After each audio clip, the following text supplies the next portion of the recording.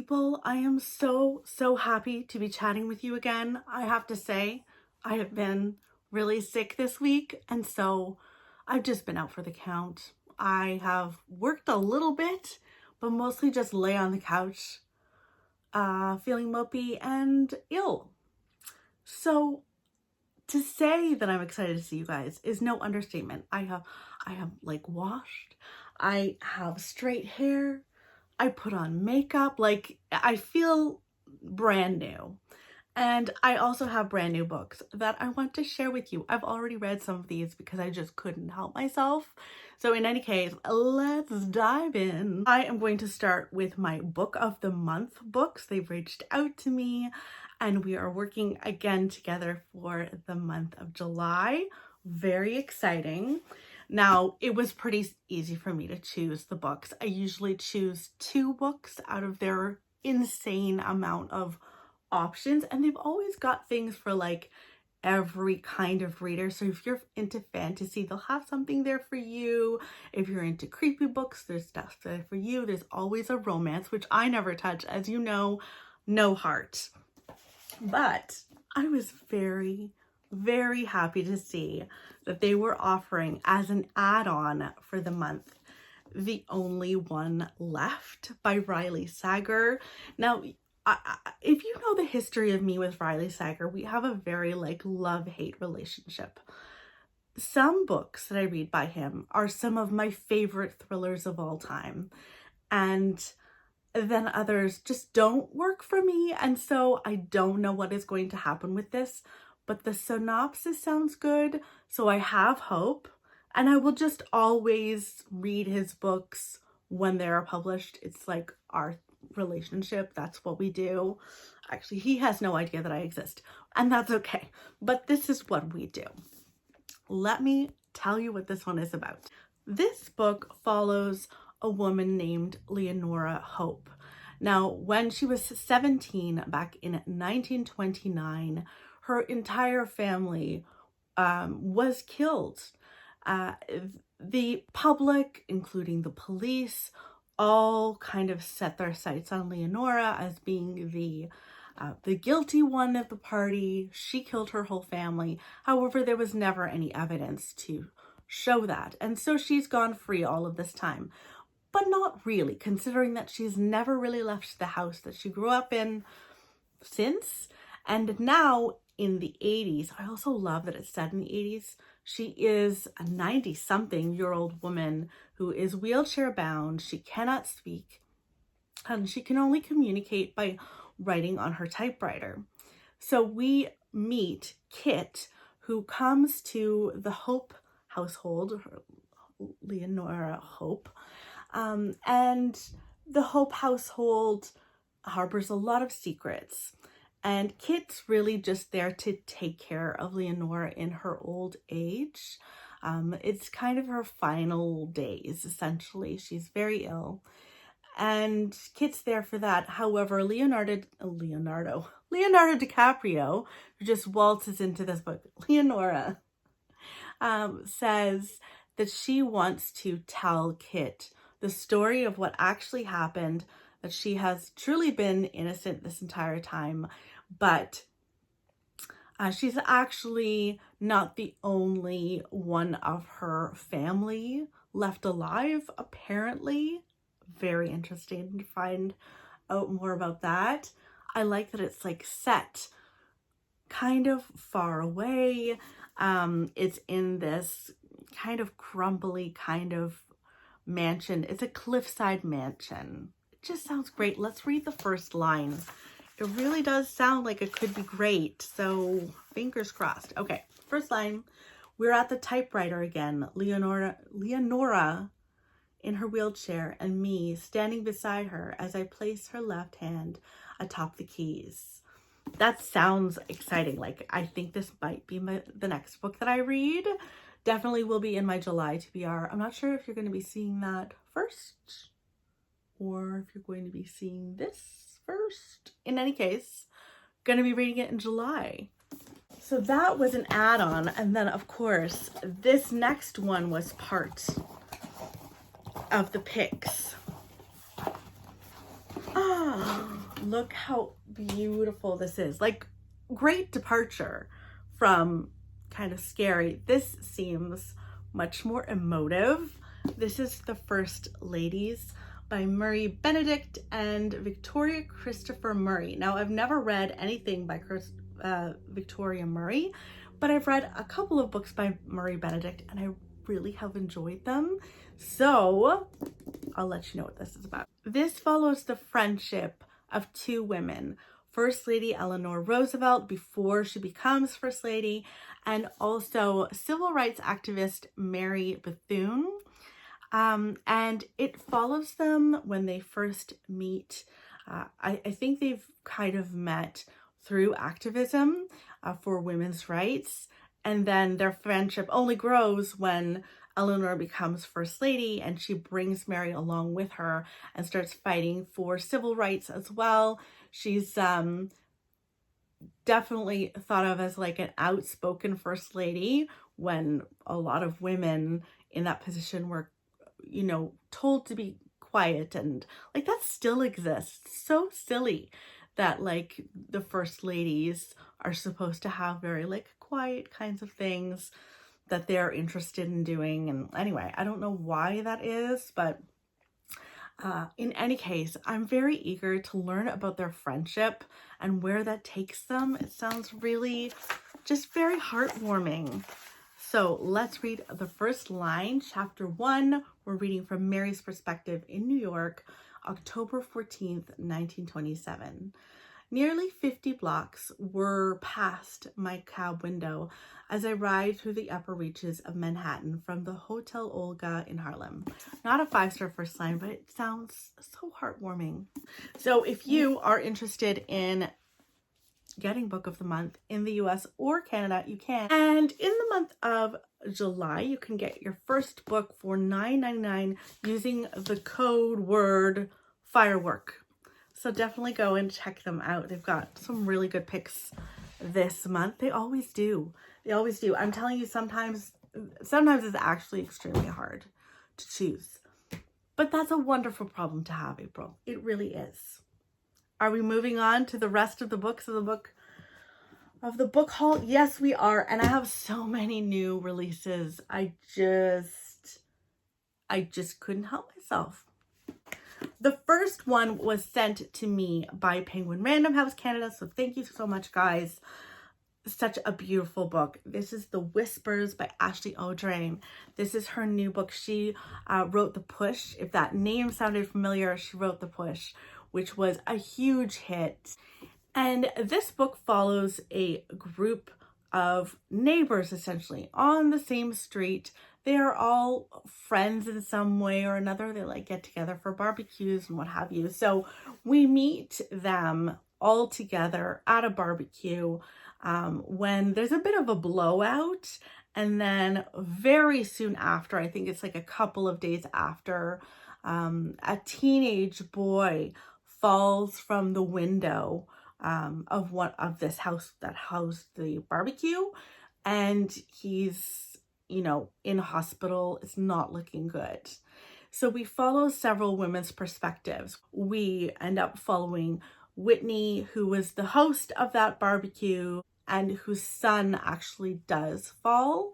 Then we follow Blair, who's a very like people-pleasing kind of woman. She's also a mother. She very much looks up to Whitney. And then we follow Rebecca, who is an ER doctor who ends up actually helping to treat Whitney's son. So that is the synopsis of the book. I have already read it, so I'm not going to tell you what I thought about it until my wrap up, which will come at some point in my life. So let's read the first line. He lifts 2 fingers to his nose and smells the child's mother as his eyes grow wide in the dark of his kitchen. Not a 5-star first line, but I really like the covers of this one. I think it's so pretty. Moving right along to a book that I have not read yet, and I had to pre-order this book because I really enjoy Ruth Ware. Like, it's been a long time since I think I didn't like In a Dark, Dark Wood, her first book, but I've liked everything else I've read by her. So she's kind of like an auto-buy author for me. So this is her new one, 0 Days. First of all, the cover is so much fun. I could just sit here and do this all day, but I won't do that to you. It's very much a departure from anything she's written before, I will say. Very, very different. This follows a couple, Jack and her husband, Gabe. They are security breach specialists, and they're hired by a company to test the strengths and weaknesses of their system. And during this moment of checking, I guess Gabe is killed very suddenly, and Jack arrives home to find her husband dead, and I guess the police believe that she did it. And so she's on the run and also trying to prove her innocence while on the run. And it just sounds so different from anything that Ruth Ware has ever done. And I'm kind of here for that. Like, I think as an author of thrillers especially, you can get pigeonholed, which doesn't feel good. I guess historical fiction, maybe it's just every genre you can get pigeonholed, but it's just nice when an author can break out and do something slightly different, you know? So let's read the first line of this one. The wall around the perimeter was child's play. Okay, not a 5-star first line, but very eager to read that. And then this next one is also a new release. This is The Last Lifeboat by Hazel Gaynor. Firstly, I should say that this is set in World War II. We follow one woman who is living in London. Her husband has sadly passed away during the war, and she's got 2 little kids. And it's not a great place to be with 2 little kids when bombs are going to be dropping. So she's in a situation where she needs to decide if she's going to send them away or not. She had sent them away to the English countryside, and then nothing really happened. So this is like the second wave of sending kids away. And the country has decided to start sending kids like far away, like the US, Canada, and what have you. So she decides to send her 2 kids. They're going to get on a boat and leave, and they're headed to Canada. We also follow a woman who I believe was a teacher, and she's a librarian now, and feels like she just isn't doing anything for the war effort until she decides to be kind of an escort for these kids who need to be sent to Canada, US, whatever. So we follow Lily Nichols, who's the mother, and then Alice King, who is the escort. And what ends up happening is they do get on a boat, and then the boat goes down. It is hit by a German torpedo. It goes down. Some people are able to survive and get on a lifeboat, and then others are not. And we follow these 2 women grappling with everything. Lily, from the comfort of her own home, absolutely terrified that her children are dead. And then Alice trying to keep everyone alive on a lifeboat. So let's read the first line of this one. Mid-Atlantic, September 17th, 1940. Alice can't breathe. It's not a 5-star first line. I will let you know what I thought of this one in my June wrap up. Okay, 2 more books to go. I, for some reason, forgot to mention this. One of my friends, Stacy, picked this book up for me. It's called Witches, Midwives, and Nurses, A History of Women Healers. We were having a chat about how women in medicine was very much like deemed inappropriate for years, for centuries, really. And the women that do or had tried to help other women or what have you, or just heal people in general were called witches, essentially, when they were just midwives and trying to use what they had around them in nature to help people. Super interested in this topic. I think it's very, very fascinating. I will say I love the medical. I'm so glad that I live at the time that I live and that there is medicine and all of that. But that doesn't mean there aren't complications and there's not history of abuse towards women. And I'm sure a lot of people, definitely a lot of people. I just find that topic super, super interesting.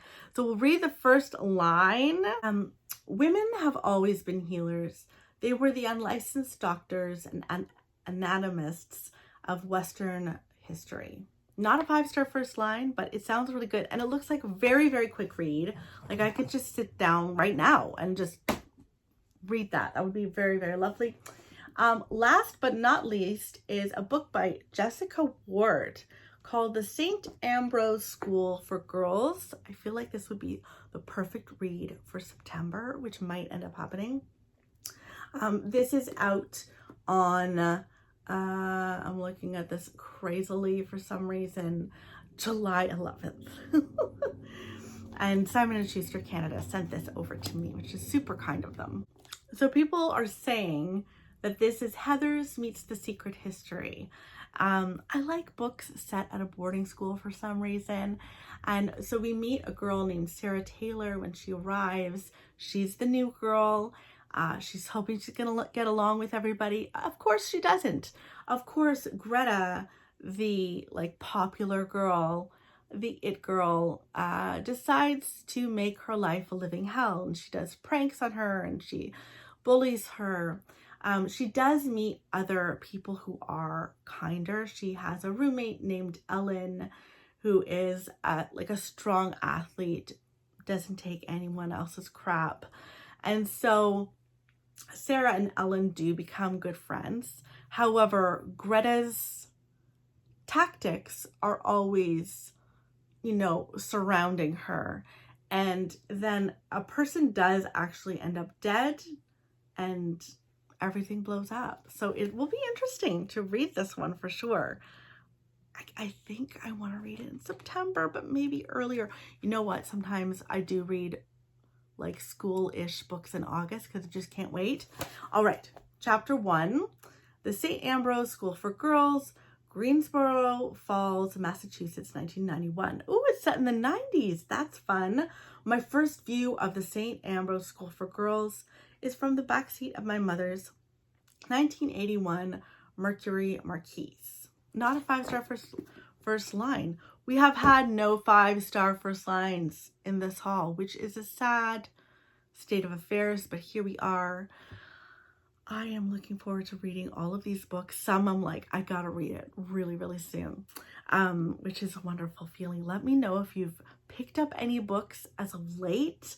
Let me know if you're gonna be like looking at some of those book of the month books. I hope you're doing really well, and I will chat with you very soon. I think I'm only going to be able to film one video today because I'm feeling a lot better. Still a little bit pooped. I will see you guys soon. Bye.